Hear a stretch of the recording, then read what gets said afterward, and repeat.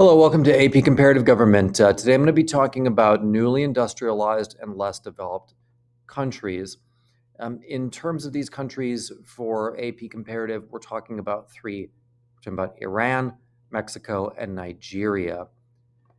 There are some common themes here, and they're generally economic in nature, but typically you have to remember that a country's politics and economics tend to be soldered together at the hip. That is, without economic legitimacy, it's unlikely that a state will enjoy a large degree of legitimacy in general. So, economic success is very important for regimes. But there are general themes here when we talk about these two groups of countries. We're usually talking about high degree of poverty, a low GNP, trade dependency, weak infrastructures, fragile democracies, and many countries that are newly industrializing or less developed are still ruled by dictators, though in some ways challenged by democratic movements.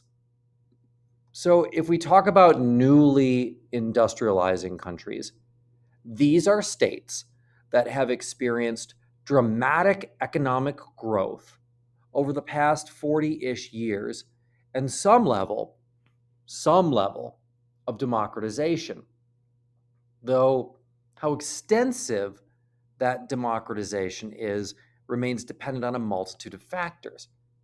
What we see here when we start to look at this group of countries is that economic prosperity and growth does not, in and of itself, lead to democratization. It needs something else. It can help, but it's not a cause. It's not causation. It's more correlation. Our two states that are considered newly industrializing are Mexico and Iran. Both have experienced economic growth, especially over the last 40 to 50 years. However, Iran has not experienced the same level of democratization as has Mexico. Now, one factor to keep in mind for newly industrializing nations is something that's called compressed modernity.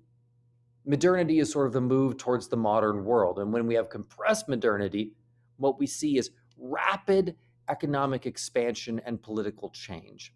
This is very different when we look at a country like Great Britain.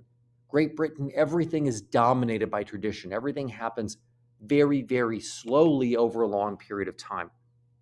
In newly industrializing nations, like again, Iran and Mexico, we see many of the things that happened in Great Britain over hundreds of years happening in the span of a few decades. For example, the development of a middle class, which then demands rights and privileges. That happened over a 150-year period in Great Britain. But in a state like Iran, it's happened in 2 decades. That's going to lead to a lot of political stress, as you might imagine. All right, let's talk about less developed countries. Less developed countries, in terms of a category, are actually much numerically larger than newly industrialized countries. But in this course, this category of state is going to be represented by one country and one country only, and that is the state of Nigeria. So these are countries that are not wealthy by and large, and compared to newly industrializing countries, they haven't necessarily seen economic growth, at least dramatic economic growth, over a short period of time. As we'll see when we get to Nigeria, Nigeria, relative to its neighbors, is relatively wealthy, but that has to do with the fact that it possesses oil. And that wealth within Nigeria is by no means shared equally. So let's talk about a couple of economic terms then, since economics is what we're talking about when we're talking about newly industrialized and less developed nations. Well, the first is economic liberalization. Anytime you're seeing, generally speaking, in the late 20th, early 21st century, economic improvement, that's because of economic liberalization. Liberalization in this case not having anything to do with the context that that term is used in American politics. In this case, when we talk about American or economic liberalization, what we're talking about is privatization. So moving away from state owned businesses to private owned businesses, and marketization, an emphasis on free market economies. Now, a couple of other terms would be gross national product, GNP.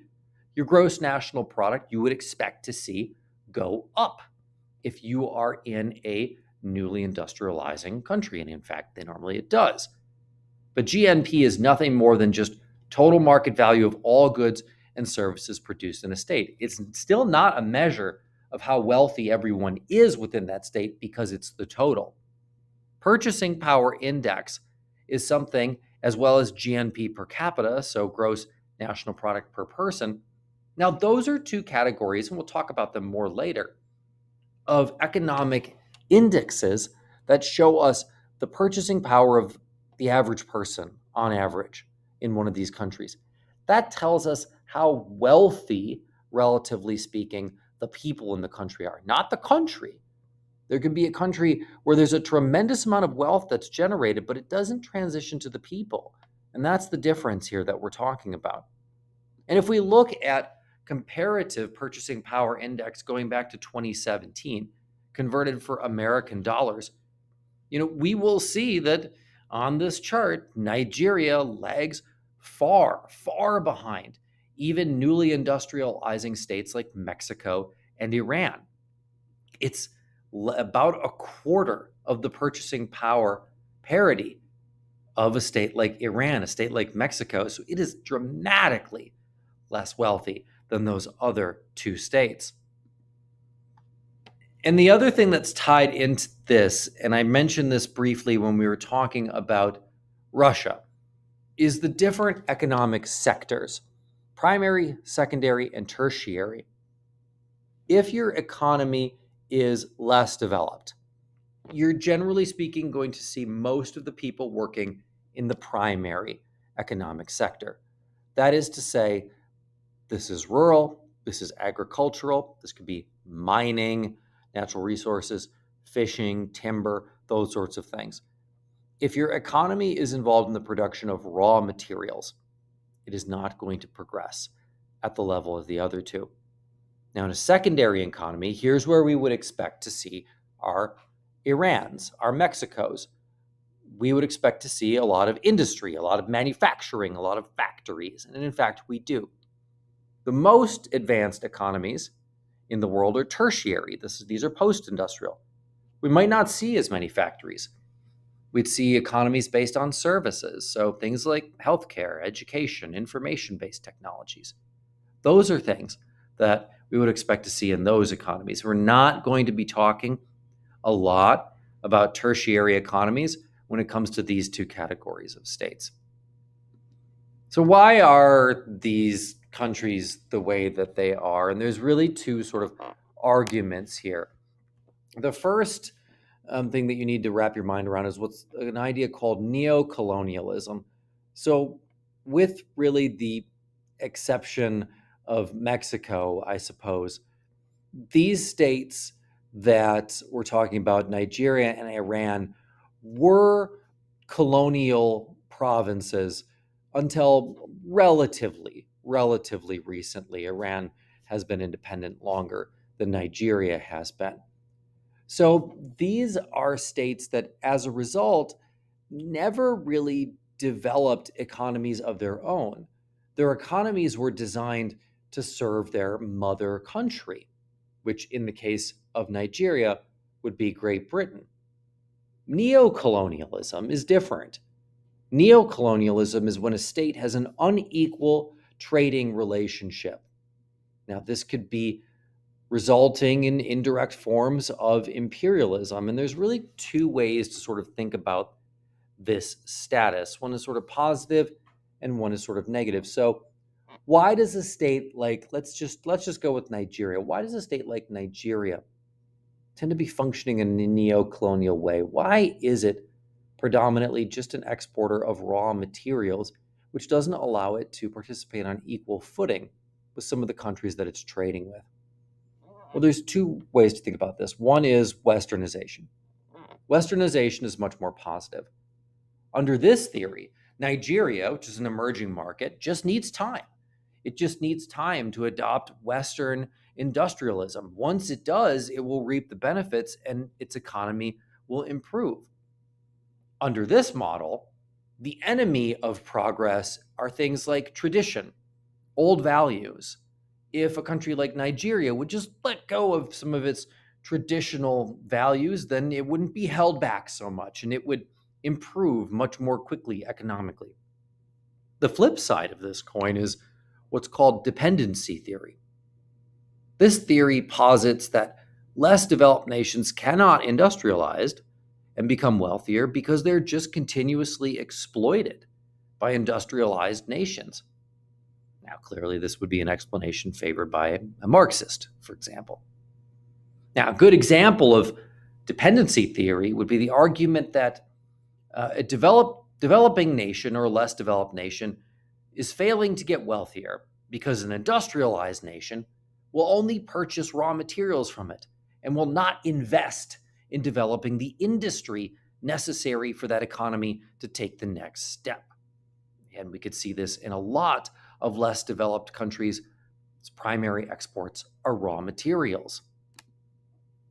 Now, how could we fix this problem? How can we move beyond a neo-colonial economy? So there are two sort of answers to this that have come up in the past. Both of these answers and systems require substantial government intervention, i.e., there's no way to just sit with a totally free market economy and expect a state like Nigeria to simply pull itself from less developed status into newly industrialized status. So there's two arguments here, two paths forward, at least insofar as how this course is concerned. Number one is called import substitution. And this is where the government intervenes to protect local businesses. Essentially, this is using tariffs. Tariffs are taxes on goods that are imported. And the idea is that you raise the price of imported goods so that local people within your country purchase local goods. That's the idea. All right. The other is export-oriented industrialization. This is the path that has been utilized by many emerging markets in Asia. China's been very effective at doing this in the past. Vietnam, as another example, extremely effective at doing this. South Korea, to an extent. And the way it works is pretty simple. The government picks a product, figures out how to make it well, how to make it cheap, export it like crazy, and then pick another product and move on. This is the case in Vietnam, for example. If we look at textiles, Vietnam has turned into a textile juggernaut. It produces an enormous amount of clothing each year. Why? Because the government invested in it. It used excess labor that it had and was able to figure out a way to make those products more cheaply and flood the markets. But again, these are both policies that are going to require a substantial amount of government intervention. The last thing that's worth kind of talking about is the cycles that some less developed countries tend to go through. Democratization has been effective in some less developed countries and newly industrializing ones. However, oftentimes these democratic regimes can morph into hybrid regimes. In a hybrid regime, you have the veneer of a democracy, but in reality, your regime is authoritarian in nature. These tend to happen in these less developed countries and these newly industrializing countries because there just simply isn't power, authority, sovereignty, or legitimacy, or some combination thereof. For example, in Nigeria, there's significant conflict between a Catholic South and a Muslim North, and there's major Muslim extremist groups that operate around northern Nigeria and then also the borders with Niger and Chad and so on and so forth. And these groups are very destabilizing. And if the democratic regime is unable to solve the problems related to these groups, It creates the opportunity for a military coup and a military dictator to step in. That happens quite frequently. And that's what happens when the state totally breaks down. If a state totally breaks down and we have chaos and the institutions fail, then we have what's called a failed regime. And oftentimes we'll see a democratic regime in, let's say, West Africa fail and be replaced by a hybrid regime. And then there's reform and it becomes a democratic regime. And then there's a coup and it goes back to a hybrid regime. And then that regime might fail. And then you have a democratic regime back over again. So there's a lot of back and forth between these different types of governments and regimes in these last countries. These countries that we're going to talk about are, in many ways, the most interesting because we don't necessarily know what path they're going to go forward. Some of them lean quite authoritarian right now, but have experienced waves of democratization. Others have been very democratic in the past, but with interesting twists and or might begin to lean more authoritarian in the future. We'll just have to see what happens.